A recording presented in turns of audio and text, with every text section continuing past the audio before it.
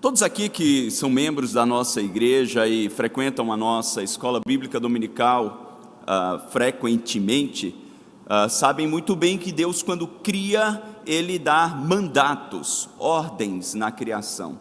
Um destes mandatos era o mandato cultural. O homem deveria administrar, governar a terra através do trabalho, da ciência e também da arte. A arte, portanto, é um dom de Deus que Ele concede aos homens para expressar a sua grandeza, a sua beleza, nas suas mais diversas formas. Uma das nossas prediletas certamente é a música. Todos aqui possuem os seus cantores favoritos, o seu estilo musical predileto, não apenas músicas cristãs, mas boas músicas que expressam a beleza e as verdades do Senhor. É o que nós conhecemos também como graça comum. O brasileiro gosta muito de música, é um povo bem musical, e eu tive a curiosidade de olhar a lista que o Spotify, é o principal aplicativo de música no mundo inteiro, acredito que em todo o mundo, a lista que o Spotify divulgou das músicas mais ouvidas no Brasil no ano passado. E daí vem o top 10, as 10 mais ouvidas, e a mais ouvida no Brasil foi Lençol Dobrado. E eu confesso que eu fui olhar a letra, até para ler um pedacinho aqui, mas não tive coragem, achei totalmente inadequado. Segundo lugar, Bebi e Liguei. Terceira música mais ouvida no Brasil, Atrasadinha.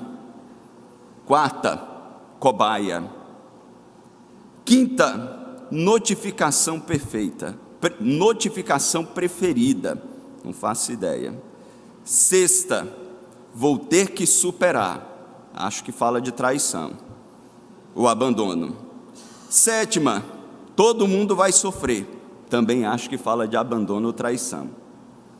Oitavo, Solteiro Não Trai, dispensa comentários. Nono lugar, 100 mil, não faço ideia. Décimo, Tijolão. Queridos, muito mais do que estilos musicais, a maioria dessas músicas são sertanejas, muito mais do que estilo musical, a predileção por tais músicas revelam também as inclinações morais daqueles que as escutam. Porque nós escutamos, nós compartilhamos aquilo com que nós nos identificamos. As músicas que nós mais gostamos, elas falam ao nosso coração de alguma maneira. Quando essas músicas estão no topo da lista das mais tocadas no Brasil, elas revelam aquilo que é prioridade moral, aquilo com o que a maioria do nosso povo se identifica. E são músicas que têm letras, aqueles que moram aqui em João Pessoa sabem, a nossa cidade está invadida nesse mês de janeiro de turistas de todo canto. Quando nós vamos em qualquer área de uso comum, nós somos obrigados a ouvirmos essas músicas. E elas cantam coisas inimagináveis, tão absurdas que a nossa alma, ela grita. E como a nossa sociedade, ela trata com tanta naturalidade isso.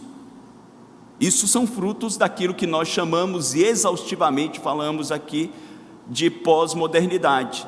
E uma das manifestações mais gritantes da pós-modernidade, quando se trata de moralidade e ética, é aquilo que nós chamamos de relativismo moral. Enquanto na modernidade existiam absolutos morais que norteavam a maioria das sociedades, a pós-modernidade, que segundo alguns estudiosos começou em 1989, com a queda do Muro de Berlim, faz com que os homens gradualmente abandonem a ideia de absolutos morais e passem a relativizar.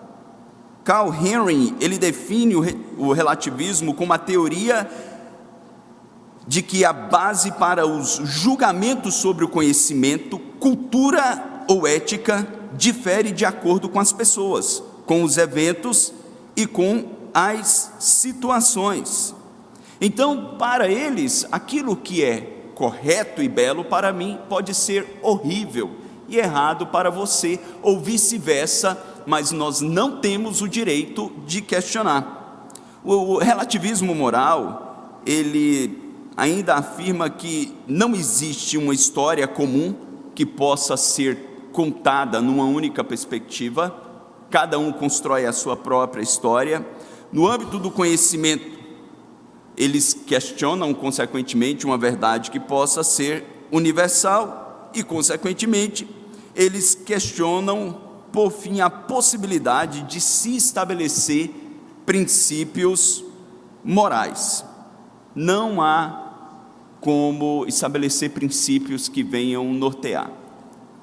Eu, sinceramente, quando apresento uma lista de músicas mais como essas, eu não me preocupo primariamente se nós ouvimos ou cantamos isso. Eu acredito que a maioria esmagadora de vocês não escutam essas músicas mais tocadas, nem compartilham dos valores do lençol dobrado. Pelo menos eu espero que não. Mas o que me vem de fato ao coração é como nós nos portamos diante disso. Porque a pós-modernidade, no relativismo moral, eles apregoam a tolerância a todos os gostos, por mais esdrúxulos que sejam. Mas quando nós cristãos nos colocamos numa posição de discordar e nos escandalizar, nos indignarmos, eles se indignam com a nossa indignação. Por isso, alguns preferem assumir uma postura de neutralidade. Qual é a melhor postura? Ou a postura correta a adotarmos? Seria ouvirmos e vermos tudo isso e nos mostrarmos indiferentes? Assumirmos um posto de neutralidade sem qualquer reação?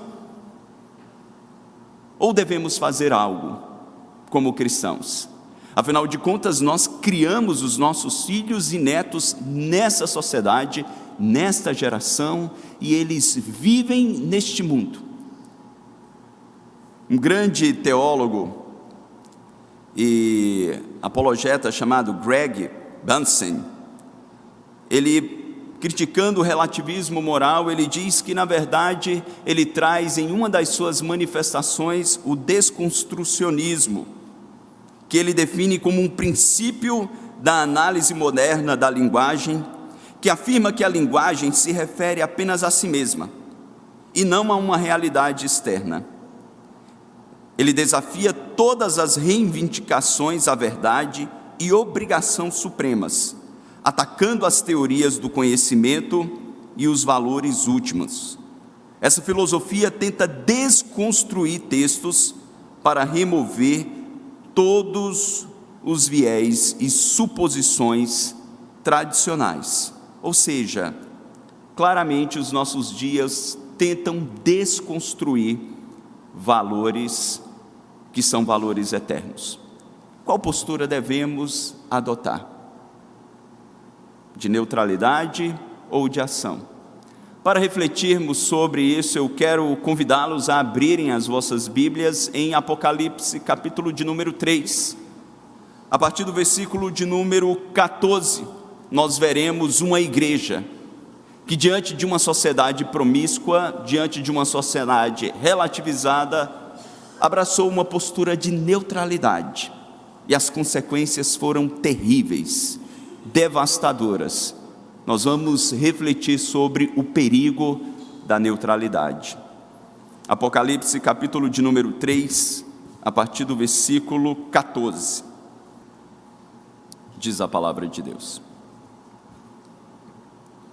Ao anjo da igreja em Laodiceia escreve: Essas coisas diz o Amém, a testemunha fiel e verdadeira, o princípio da criação de Deus. Conheço as tuas obras, que nem és frio nem quente. Quem dera fosses frio ou quente. Assim, porque és morno, e nem és quente nem frio, estou a ponto de vomitar-te da minha boca. Pois dizes: estou rico e abastado, e não preciso de coisa alguma, e nem sabes que tu és infeliz, sim, miserável, pobre, cego e nu. Aconselho-te que de mim compres ouro refinado pelo fogo para te enriqueceres, vestiduras brancas para te vestires, a fim de que não seja manifesta a vergonha da tua nudez, e colírio para ungirem os olhos, a fim de que vejas. Vamos ler juntos o 19? Eu repreendo e disciplino a quantos amo. Sê, pois, zeloso e arrepende-te. Eis que estou à porta e bato. Se alguém ouvir a minha voz e abrir a porta, entrarei em sua casa e cearei com ele, e ele comigo. Ao vencedor, dar-lhe-ei sentar-se comigo no meu trono, assim como também eu venci e me sentei com meu Pai no seu trono. Juntos ainda o 22, quem tem ouvidos, ouça o que o Espírito diz às igrejas. Que Deus abençoe a sua palavra. Vamos orar uma vez mais. Ó Pai, nós estamos reunidos, cheios de gratidão, em Tua presença, depois de cantarmos hinos ao Senhor, confessarmos os nossos pecados. Nesta hora nós nos debruçamos na Tua palavra. Reconhecemos a nossa necessidade de sermos instruídos, orientados, de sermos cuidados pelo bom pastor. Exorta-nos, Senhor, para que possamos viver neste mundo como aqueles que têm a verdadeira esperança, aqueles que conhecem a Tua verdade. Fala ao Teu povo, é o que nós te pedimos em nome e para a glória de Cristo Jesus. Amém. Nós já falamos diversas vezes aqui, irmãos, que nós temos uma tendência de olharmos para a atual sociedade e pensarmos que nenhuma outra geração viveu tempos tão desafiadores e de tanta relativização da moralidade. Não é verdade. Talvez nenhuma outra geração, talvez não, certamente nenhuma outra geração teve tanta publicidade de imoralidade pelos meios de tecnologia. Mas quando nós olhamos para o Império Romano nos tempos bíblicos, eles tinham práticas e costumes que se igualavam, em alguns aspectos suplantavam a sociedade atual. Apenas um breve exemplo para a maneira que muitos lugares, cidades do Império olhavam para o casamento. Alguns historiadores contam que no período do Império Romano, algumas mulheres chegavam a casar 30 vezes durante a sua vida. E eu tenho certeza que você não conhece ninguém que bateu esse recorde. Tamanha era a banalização da relação familiar que alguns homens, por qualquer motivo, repudiavam e outros pegavam, e assim, ao longo da vida, a família era deteriorada. Então, quando nós olhamos para os dias do Império e que a igreja do Senhor enfrentou, principalmente fora do contexto de Israel, os desafios não eram menores do que os desafios que nós enfrentamos. No final do primeiro século, quando o cristianismo ele ganha força, ele se fortalece, ele se alastra em todo o mundo pagão, ele começa a gerar ciúmes no Império Romano, porque o cristianismo reivindicava e reivindica a unicidade do Deus das Escrituras. Ele é o único Deus.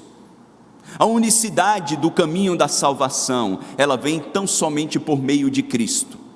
Então, quando o cristianismo bate de frente, demonstrando que César não era Deus e que todas as divindades pagãs não eram deuses, o império se insurge contra a igreja, e é por isso que nos dias de Domiciano, quando Apocalipse foi escrito, era um imperador que sucedeu Nero, a igreja enfrentava o seu pior momento, enfrentavam dias terríveis, com açoites, prisões e muitos martírios. Alguns estavam perdendo a sua vida em consequência da sua fé.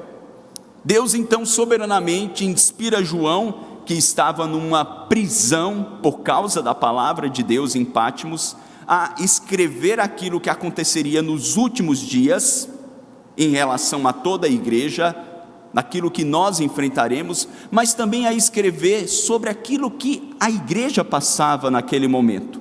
A tribulação local, pontual, era uma ilustração daquilo que a igreja iria enfrentar na última geração, que nós conhecemos na escatologia como grande tribulação. Eles enfrentavam desafios, e por isso, nos capítulos 2 e 3 de Apocalipse, Deus então envia 7 cartas aos anjos da igreja, ou das igrejas, aos pastores. Essas cartas encorajavam, consolavam e exortavam essas igrejas acerca dos perigos. Essa é uma prova de que igrejas, elas não são iguais, porque algumas igrejas, elas recebem apenas elogios, como Filadélfia, por sua fidelidade e dedicação. Outras igrejas recebem elogios e críticas, exortações, a exemplo da igreja em Tiatira. E uma única igreja não recebe nenhum elogio, foi a igreja de Laodiceia. Essa igreja que nós acabamos de ler a carta que o Senhor envia. Para que os irmãos entendam, ficava a 70 quilômetros a sudoeste de Filadélfia e quase a 18 quilômetros a oeste de Colossos. Era uma cidade extremamente rica, a 100 quilômetros de Herápolis, uma cidade extremamente próspera. Ela era conhecida por ter um grande banco, era um centro monetário, poderio financeiro enorme. Era conhecida por ter uma lã raríssima. Existiam ovelhas de lã negra, então ela tinha uma lã preta que era exportada para todo o mundo, e também era um centro médico de oftalmologia. Então ali existia um colírio que era exportado para todo o mundo. Nós estamos diante de uma cidade próspera, de uma cidade imponente, e que existia uma igreja que não estava cumprindo o seu papel. Existia ali também em Laodiceia uma comunidade de mais de 7.000 homens judeus. Lembrem-se, Filipos, que nós acabamos de refletir há pouco tempo, não tinha sequer 10 homens judeus, porque era o número mínimo para se abrir uma sinagoga. Naquela cidade não existia sinagoga. Laodiceia tinha mais de 7.000 homens. Se nós colocarmos uma média geral, uma comunidade de mais de 20.000 judeus. Havia então um pano de fundo da fé judaica muito grande, consolidado naquela cidade. Existia também na praça principal de Laodiceia um templo de adoração a César. Era uma cidade extremamente idólatra, extremamente rica, mas que nós não percebemos em nenhum lugar a igreja enfrentando dificuldades em consequência da sua fé. Enquanto você lê outras cartas e você percebe que falsos profetas atacavam, os judaizantes, esses judeus atacavam a igreja, aqui nós não encontramos uma única menção de hostilidade, uma única menção de dificuldades. O porquê? Como pode uma igreja estar numa cidade enorme, num centro de idolatria, num centro judaico, numa grande coluna judaica, e não enfrentar sequer uma única dificuldade, enquanto outras igrejas irmãs, por causa da palavra de Deus, estavam sendo aprisionados, açoitados e mortos? Os comentaristas concordam. Essa igreja, ela não enfrentava nenhuma dificuldade, porque ela abraçou uma postura de neutralidade. Ela decidiu não incomodar a sociedade na sua diversidade moral. No relativismo cultural que existia em Laodiceia, eles preferiram guardar a fé para si. E não apenas a fé expressa verbalmente em sua cognição, mas em sua moralidade também, de modo que eles não incomodavam. É por isso que a carta começa, em todas as cartas, se vocês observarem do capítulo 2 e 3, ela começa destacando um atributo do Cristo bendito. Todas as cartas falam de um atributo de Deus, de uma característica do Senhor relacionada à necessidade da igreja. De todas as cartas, a única carta em que o atributo não está presente no capítulo 1, na lista dos atributos do Senhor Deus, do nosso Cristo, no capítulo 1 de Apocalipse, a única carta é essa, quando ele diz: ao anjo da igreja de Laodiceia, escreve: essas coisas diz o Amém, a testemunha fiel e verdadeira, o princípio da criação de Deus. Vejam só, aqui ele faz menção àquilo que a igreja estava negligenciando, aquele que era o Amém, o Deus verdadeiro e a testemunha fiel. Os irmãos lembram bem que a palavra testemunha no original vem da mesma raiz etimológica de martíria, de Marte ou de mártires. Mártires, aqueles que davam a sua vida em defesa do seu testemunho, aqueles que estavam dispostos a perderem tudo para guardar aquilo no que eles criam e aquele a quem eles amavam. O Senhor se coloca como testemunha fiel diante de uma igreja que se mostrava infiel. E daí, irmãos, olhando para todo esse contexto de neutralidade que essa igreja assumiu numa cidade tão estratégica, mas tão idólatra, eu quero trazer algumas verdades no texto sobre o perigo da neutralidade. O perigo de quando, como igreja, nós não compreendemos a nossa missão e o porquê estamos onde estamos e assumimos uma postura de neutralidade. O primeiro perigo é que a neutralidade, ela é enganosa e ao mesmo tempo repulsiva. Ela é repulsiva para o Senhor e ela traz engano ao coração da igreja ou de todo cristão que adota tal postura. Observe o versículo de número 16, quando o Senhor, no 15, ele afirma aquilo que já afirmou às outras igrejas, dizendo: conheço as tuas obras, que nem és frio nem quente. Quem dera fosses frio ou quente. Assim, porque és morno e nem és quente nem frio, estou a ponto de vomitar-te da minha boca. Pois dizes: estou rico e abastado e não preciso de coisa alguma. O Senhor, ele diz que conhece as obras, mas não menciona. Nas outras cartas ele vai mencionar os detalhes das obras de cada igreja. Os comentaristas dizem que as obras dos laodicenses, a neutralidade deles era tão desprezível que o Senhor diz: olha, não é digno nem de mencionar, eu não vou nem mencionar as obras de vocês. Mas algo eu digo: você não é nem quente e nem frio. E daí vem o uso, estrategicamente Deus em sua providência, da própria condição daquela cidade. A cidade ficava a 100 quilômetros de Hierápolis, onde existiam as águas termais.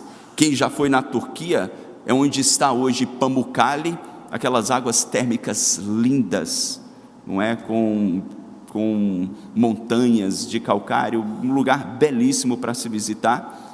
E essas águas, elas tinham sim a fama de serem medicinais. Pessoas que tinham dores musculares, outros tipos de problemas, peregrinavam ali para Hierápolis para se tratar. E, por outro lado, existia Colossos, que eram conhecidas pelas suas águas refrescantes, que matavam a sede. Mas a água consumida em Laodiceia era a água que vinha de Hierápolis e viajava 100 quilômetros por um arqueduto. E quando chegavam em Hierápolis, essa água não estava mais quente mas também não estava fria, a água estava morna. E qual era a utilidade de uma água morna? Ou nós queremos beber uma água bem gelada que nos refresca, ou queremos um café quentinho, não só para nos aquecer, mas para apreciar a bebida. Eu tentei buscar na minha mente algo que é extremamente saboroso, morno. Não lembrei. Acho que só quem gosta são os nossos bebês que tomam o leitinho ali, nem quente nem frio. Fora isso, não consigo me recordar. A realidade é que a água consumida em Laodiceia era uma água morna. Eles consumiam para sobreviver, mas as pessoas que viajavam e peregrinavam sentiam ânsia de vômito ao beberem daquela água.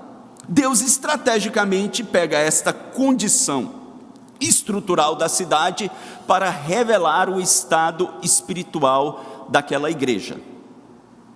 Eles não tinham, e aí William Hendrickson faz essa ilustração, eles não tinham uma frieza e uma indiferença, como os descrentes têm, a verdade, de total ignorância, mas também não tinham mais o fervor, a paixão e o zelo daqueles que se convertem a Cristo. Conheciam cognitivamente a verdade, contudo, desprezavam, tratavam sem qualquer apreço, tratavam sem qualquer zelo e paixão, viviam de modo como se não conhecessem tais verdades. E daí nós percebemos, irmãos, que essa neutralidade, ela se tornou algo repulsivo ao Senhor. Algo que Pedro já havia admoestado aos crentes. Se você abrir a sua Bíblia em 2 Pedro, capítulo 2, versos 20 a 22, veja o que Pedro diz. 2 Pedro, capítulo 2, versos de 20 a 22. Portanto, se depois de terem escapado das contaminações do mundo, mediante o conhecimento do Senhor e Salvador Jesus Cristo, se deixarem enredar de novo e são vencidos, tornou-se o seu último estado pior do que o primeiro, pois melhor lhes fora nunca tivessem conhecido o caminho da justiça, do que após conhecê-lo, volverem-se para trás, apartando-se do santo mandamento que lhes fora dado. Juntos o 22, como eles aconteceu o que diz certo adágio verdadeiro: o cão voltou ao seu próprio vômito, e a porca lavada voltou a revolver-se no lamaçal. Observem, irmãos, que o fato de professar o cristianismo, professar ser cristão, mas estar numa sociedade tão promíscua e imoral, mostrar-se indiferente, e no engano de que estão abraçando a neutralidade, pois ela não existe. Quando a igreja se coloca numa postura de neutralidade, ela já está consequentemente abraçando o relativismo moral, ela já se colocou do outro lado, porque Jesus deixa claríssimo isso, que quem não é por mim é contra mim, quem comigo não ajunta, espalha. Não há qualquer possibilidade de se colocar neutro diante de das posturas que surgem aí fora. É por isso que o Senhor diz: olha, vocês estão fazendo como os cães que viviam na rua, que vomitam e depois voltam ao vômito, ou de uma porca que foi lavada e voltam ao lamaçal. Isso é repulsivo, isso me causa náusea. A igreja do Senhor, quando vive no mundo imoral e não compreende a sua missão, ou por vergonha, timidez ou qualquer outra justificativa, ela abre mão do seu profetismo, em primeiro lugar com a sua vida, e em segundo lugar com as suas próprias palavras. Elas estão abraçando a mesma postura da igreja em Laodiceia. O Dr. Walvoord, ele disse: não há ninguém mais longe da verdade em Cristo do que aquele que faz uma profissão vazia, sem genuína fé. Aqueles que estão no meio do corpo de Cristo, ouvindo a verdade, mas não se dispõem a vivê-la, a professá-la, a proclamá-la. E daí, observem, além de repulsiva, essa postura trazia um equívoco ou um engano da autoimagem daquela igreja. Ela não conseguia se enxergar, ela não conseguia discernir devidamente a sua condição diante de Deus. Ela não se via apenas um pouco melhor, porque todos nós temos uma inclinação de nos vermos um pouquinho melhor do que o que realmente somos. Essa é a tendência do coração pecaminoso. Nós nos hiperestimamos e tendemos a subestimar as pessoas. Uns mais, outros menos, mas essa é a disposição do coração. Essa igreja já havia ido para o outro extremo. Eles viam com total equívoco a sua condição. Vejam como eles se descreviam. Verso 17: pois dizes, estou rico e abastardo, e não preciso de coisa alguma. E aqui eles discutem sobre o que seria isso. No ano 60 depois de Cristo, essa região sofreu um grande terremoto, e o Império Romano então se dispôs a reconstruir as cidades que foram atingidas. A cidade de Laodiceia era tão orgulhosa que disse: olha, nós não precisamos da ajuda do Império, nós temos riqueza, nós temos as nossas reservas. E eles reconstruíram a cidade com seus próprios recursos e ainda ajudaram outras cidades. Então eles se achavam. Essa era uma característica dos cidadãos de Laodiceia. A gente sabe que existe esse tipo de barrismo em todo lugar, em países, em estados, em cidades que se acham um pouco superiores aos outros. Isso é apenas uma manifestação do orgulho humano. Esse orgulho, essa empáfia atingiu a igreja. E a igreja, ela nessa condição deplorável de neutralidade e apostasia, eles se achavam o máximo. Os comentaristas discutem se eles se achavam ricos materialmente, mas não espiritualmente. Não, o contexto deixa claro, eles se achavam ricos espiritualmente, muito bem, achavam que estavam muito bem diante de Deus. Vejam como a neutralidade trouxe equívoco e engano da sua condição. Eles dizem: olha, eu sou rico e abastardo, eu não necessito de absolutamente nada mais. A nossa condição diante de Deus está muito bem, obrigado. É por isso, irmãos, que em diversos lugares da palavra de Deus, o pecado é comparado numa metáfora à lepra. A lepra, que era uma enfermidade muito comum naqueles dias, pela falta de higiene, infraestrutura, fazia com que as pessoas nas áreas atingidas perdessem a sensibilidade nervosa.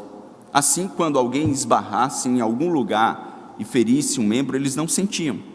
E aquela ferida ia crescendo, infeccionando e tomava todo o corpo. É por isso que a Bíblia compara o pecado à lepra. Ele vai aos poucos, quando nós abraçamos, tirando a sensibilidade, tirando a capacidade de discernir, vai tirando a sensibilidade que o Espírito Santo traz ao cristão, de quando pecamos, nos entristecemos, ouvimos o Espírito falar à nossa consciência, constranger o nosso coração, mas à medida que nós vamos nos colocando indiferentes, fazendo um mau uso da nossa liberdade espiritual, que nós falaremos um pouco melhor mais adiante, nós vamos apagando, e chega um momento que nós estamos distantes do Senhor, entregues a um pecado e achando tudo aquilo muito natural. Quantos crentes você já conheceu assim? Que quando tentou admoestá-los acerca do perigo de algum pecado, eles disseram: não, eu estou bem, eu sei o que eu estou fazendo. Isso não acontece só com vocês, não, acontece com os pastores que pregam aqui. Enquanto nós tratamos com amor, encorajamos, nós somos os melhores do mundo. Mas quando às vezes chegamos para admoestar uma ovelha que está prestes a cair num abismo, mas que abraçou a neutralidade e se tornou insensível, elas se revoltam e dizem: não, eu estou muito bem e eu não preciso. Muito obrigado, se eu precisar eu lhe procuro. Cuidado. Essa neutralidade é repulsiva ao Senhor e lhe traz equívocos acerca da sua condição. Mas aí, irmãos, nós avançamos na carta, e como nós já mencionamos, essa neutralidade, ela nos distancia da intimidade com Deus, da vida de plena comunhão. Veja o que o Senhor diz na parte B do versículo 17. Esse é o diagnóstico que a igreja tinha na parte A de si mesma. Mas qual era a real condição? E nem sabes tu que és, vamos lá, 5 adjetivos que o Senhor dá acerca do que aquela igreja tinha se tornado. Não sabes tu que és infeliz, miserável, pobre, cego e nu. Era uma igreja do Senhor, mas que havia se distanciado. E aí nós já falamos de liberdade espiritual. O que é liberdade espiritual? É a capacidade que Deus dá aos crentes, e tão somente a eles, de fazerem escolhas que lhes são agradáveis, de viverem de modo que agrada a Deus. Aqueles que não conhecem a Cristo não têm essa liberdade. Até os atos mais nobres deles, as escolhas mais louváveis, eles fazem por motivos próprios, para autossatisfação, ou para satisfazer alguém que eles gostam, ou para alcançar algum objetivo. Escolher fazer algo para agradar a Deus, para honrar a Deus, por amor a Deus, só aqueles que receberam um novo coração, só aqueles que receberam o Espírito Santo e têm o Espírito Santo habitando em suas vidas, eles dizem: Senhor, eu quero fazer isso porque eu te amo, eu quero honrar o teu nome.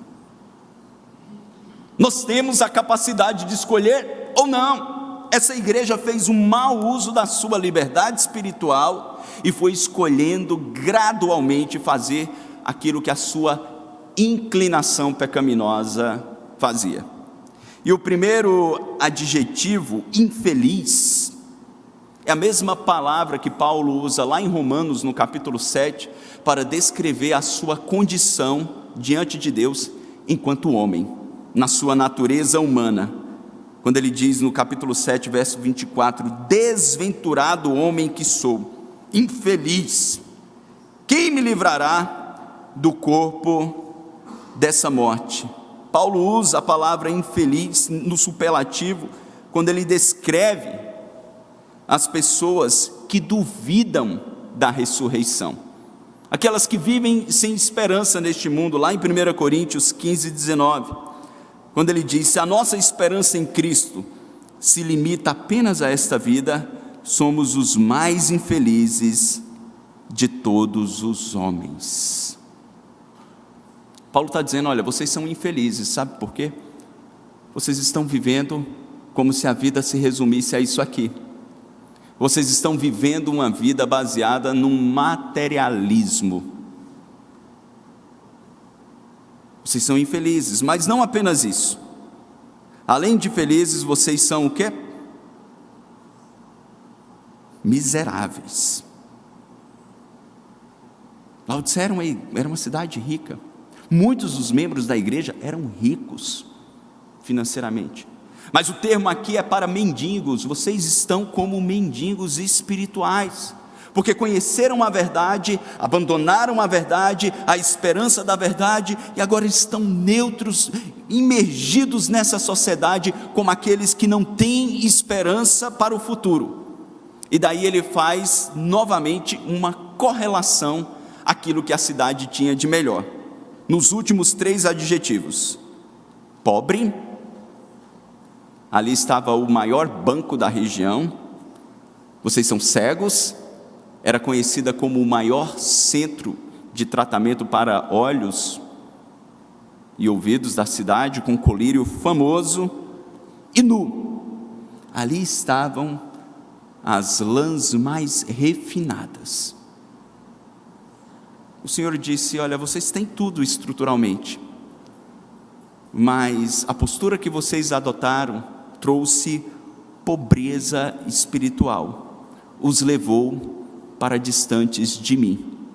Isso nos mostra, irmãos, e aqui é muito importante, como reformados que somos, e aqueles que nos assistem, nós cremos sim na predestinação, cremos que o Deus a quem adoramos nos escolheu antes da fundação do mundo, cremos também na perseverança dos santos, no quinto ponto do calvinismo, cremos que aquele que começou a boa obra em nós há de completá-la até o dia de Cristo Jesus, mas também cremos que a predestinação não é apenas para a vida eterna, é para uma vida santa nessa terra. Deus nos predestinou, como Paulo disse escrevendo aos Efésios, para que nós andemos em novidade de vida, para que o bom perfume de Cristo exale em nós, a beleza de Cristo seja vista em nós, e Cristo em nós seja a esperança da glória. Nós cremos em tudo isso. Mas esse texto, irmãos, nos mostra que quando nós abraçamos uma postura neutra de não cumprirmos o nosso papel, mesmo como crentes nascidos de novo, prestem atenção, nós podemos nos afastar do Senhor. Mesmo como crentes regenerados, nós podemos fazer coisas que são abomináveis diante de Deus, e isso irá suscitar a ira do Senhor. Nós precisamos estar atentos, porque Paulo disse: aquele que está em pé, cuide para que não caia. A queda espiritual é sim um perigo real para todo crente, não importa a autenticidade do seu novo nascimento. Você não é imune ao pecado, meu irmão, ainda não, um dia será. Por isso jamais bata no peito cheio de empáfia e diga: isso nunca aconteceria comigo. Não acontecerá se a boa mão do Senhor estiver sobre você e você cumprir devidamente as obrigações espirituais de estar atento, humilde, humilhado aos pés do Senhor e cumprindo o seu papel como igreja, e não simplesmente ignorando o pecado, e não simplesmente aceitando o que a sociedade promíscua dita como regra. Não, mas afinal de contas nós estamos no mundo. Não banalizem a graça. Não permitam que o mundanismo entre na sua casa, na educação dos seus filhos, em nome de graça comum.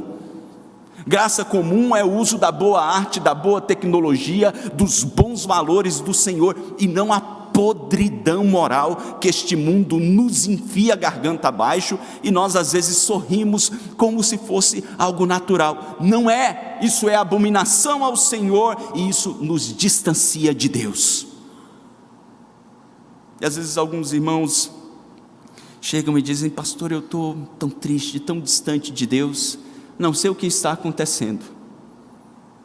Sabe, meu irmão, é quando nós abraçamos isso aqui. É por isso que, em terceiro e último lugar, irmãos, quando nós vivemos como igreja de modo neutro, nós precisamos nos arrepender e restaurarmos uma cosmovisão bíblica, uma visão de mundo bíblica. E a visão de mundo bíblica não diz respeito apenas à nossa espiritualidade. Isso era o que o iluminismo ditava e cresceu ao longo dos tempos. E de que a ciência está divorciada da espiritualidade. Sendo assim, a sua vida espiritual está numa caixinha do dia de domingo, e as suas outras áreas da vida estão espalhadas dos outros dias da semana. Não. Ter uma cosmovisão bíblica é permitir que as verdades de Cristo, do Evangelho de Cristo, permeiem todas as áreas da sua existência, na sua ação profissional, acadêmica, na sua vida familiar, relacional, no seu lazer, em todas as coisas. Cristo é Senhor de tudo. Precisamos, ao abraçarmos essa neutralidade, clamar por restauração. Veja o que o Senhor diz ainda no capítulo 3, no versículo 18: aconselho-te que de mim compres ouro refinado pelo fogo para te enriqueceres, vestiduras brancas para te vestires, a fim de que não seja manifesta a vergonha da tua nudez, e colírio para ungirem os olhos, a fim de que vejas. Junto do 19: eu repreendo e disciplino a quantos amo. Sê, pois, zeloso e arrepende-te. E aí vem um dos versos mais conhecidos do Apocalipse e mais mal utilizados: eis que estou à porta e bato. Se alguém ouvir a minha voz e abrir a porta, entrarei em sua casa, cearei com ele e ele comigo. O Senhor convida a igreja ao arrependimento.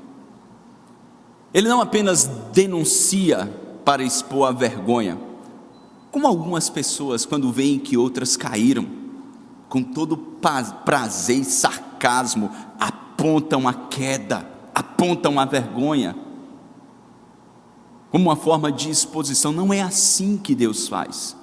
Sendo um Deus zeloso, Ele corrige sim, mas essa correção é uma expressão do seu amor paternal. O escritor aos Hebreus diz que aquele que fica sem correção é bastardo, mas o pai corrige ao filho que ama. Por isso nós não devemos desprezar a disciplina do Senhor, nem desfalecermos quando por Ele formos corrigidos. Ainda que a palavra do Senhor à igreja de Laodiceia tenha sido tão dura, e nem sequer um único elogio, isso era uma expressão de amor diante da condição deplorável daquela igreja. Era um chacoalhão, quando você vê que o seu filho está prestes a ser atropelado, e você o pega pelos cabelos e puxa e joga no chão,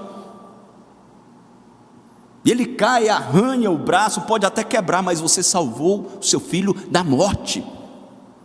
Era essa expressão severa e dura, e o Senhor diz: olha, eu estou fazendo isso porque eu amo. E uma vez mais Ele faz o uso dos elementos daquela cidade, da condição da igreja, para despertá-los acerca da verdadeira riqueza.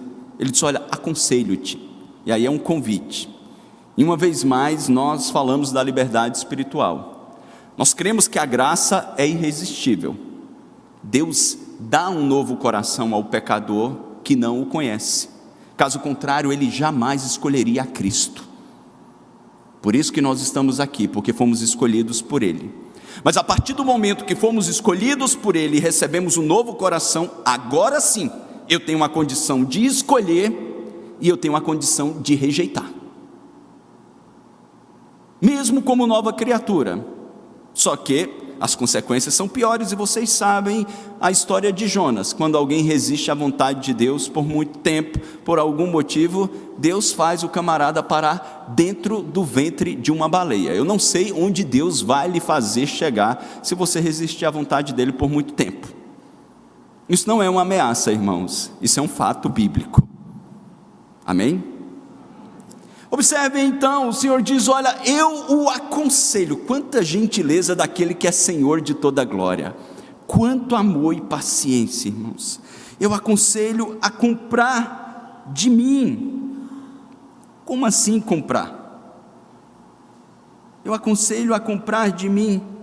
A mesma expressão que nós encontramos lá em Isaías 55:1: vinde e comprai sem dinheiro e sem preço, vinho e leite.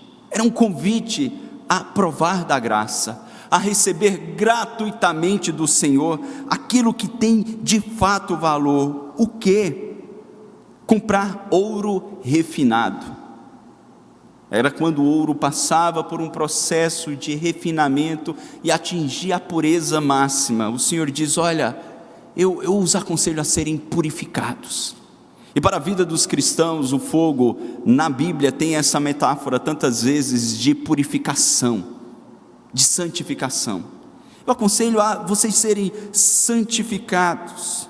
E o que mais? E a receberem vestiduras brancas para te vestires. O Senhor disse: olha, vocês estão nus. A lã daquela cidade ela era negra. Então a roupa, ou as roupas da maioria da população de Laodiceia eram roupas escuras, em consequência da lã da região. E aí o Senhor usa isso e diz: olha, eu os aconselho a comprarem de mim vestes brancas. Eram as vestes utilizadas pelos sacerdotes, mas a ideia era vestes purificadas, sem mácula do pecado. E por fim,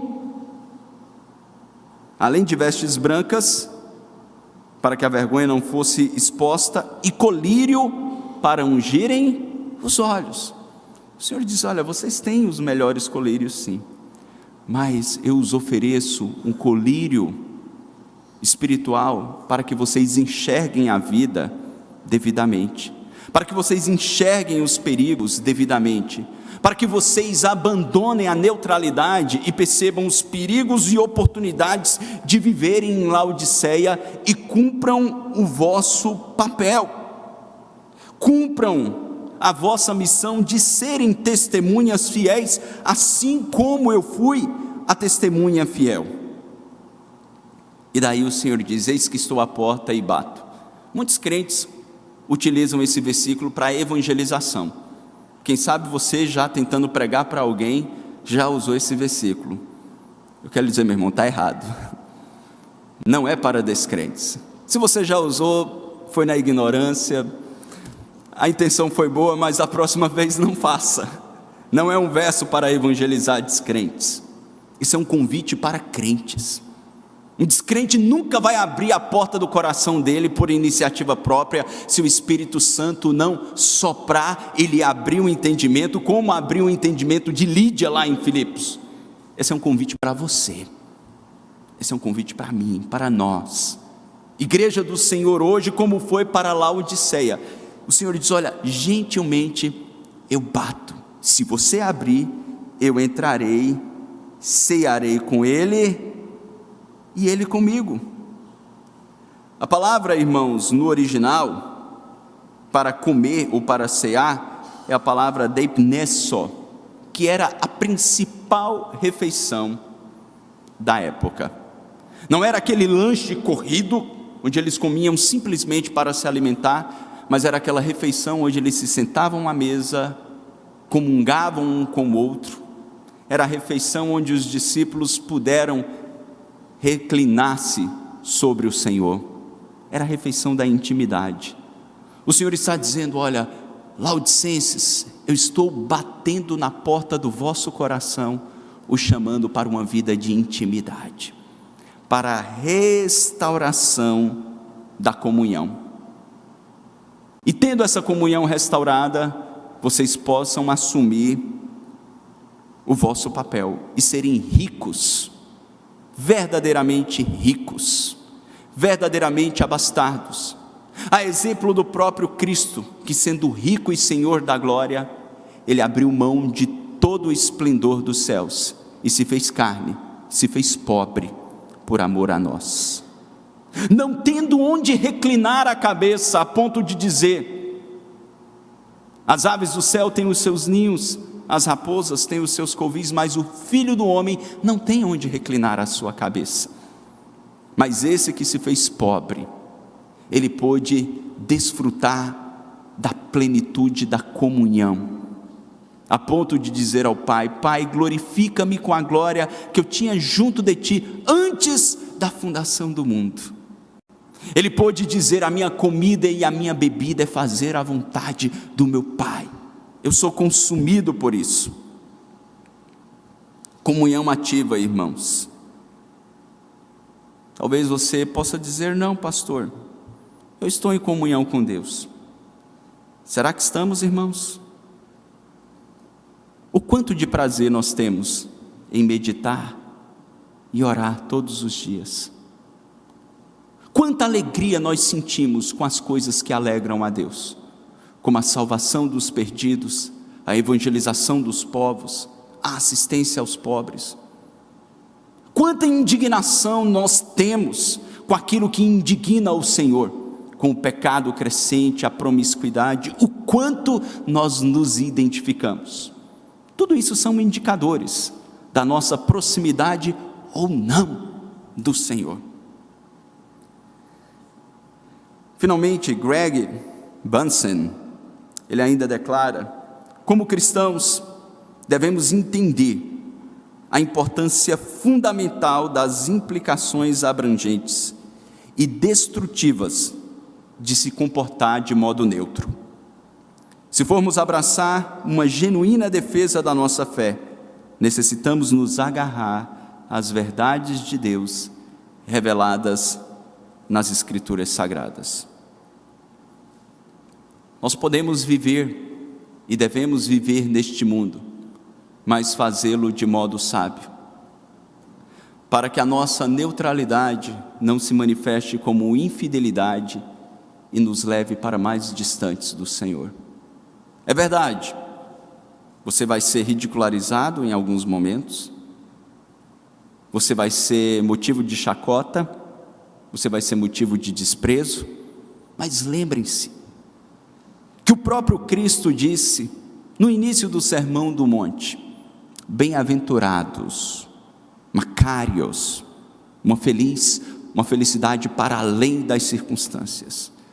Bem-aventurados sois quando por minha causa vos injuriares, vos perseguirem, e mentindo disserem todo mal contra vós, regozijai-vos, porque assim fizeram com os profetas que viveram antes de vós. Qual foi a última vez que alguém lhe contrariou, lhe ridicularizou por sua fé ou por sua posição moral? Tem muito tempo isso, pastor. Então eu creio que nessa manhã o Senhor lhe convida a abandonar a neutralidade e assumir a sua postura de testemunha, de mártir, de alguém que está disposto, por amor, a proclamar as verdades de Cristo no mundo que apodrece no pecado. John Stott diz, no seu comentário do Sermão do Monte: se o mundo apodrecer gradualmente, não pergunte por que ele apodreceu, pergunte o porquê a igreja deixou de ser sal e salgar, para impedir que a podridão avance. Vamos orar? Ó Deus, nós te louvamos, porque o teu amor nos constrange. Te louvamos por tua palavra, que é lâmpada para os nossos pés, luz para o nosso caminho. Te louvamos, Senhor, porque o Senhor nos convida a, como tua igreja militante, lutarmos as batalhas do Senhor. Afinal de contas, a palavra Israel significa aqueles que lutam as batalhas do Senhor, e nós queremos lutá-las. Na força do teu poder, no poder do teu Espírito, numa vida de comunhão e intimidade contigo, ajuda-nos, Senhor, a não termos vergonha de levantarmos a tua bandeira, de defendermos os valores do Deus a quem amamos, a quem conhecemos, que um dia nos deu um novo coração, que um dia nos deu uma nova esperança, que um dia nos deu uma alegria que nós não provamos em absolutamente nada deste mundo.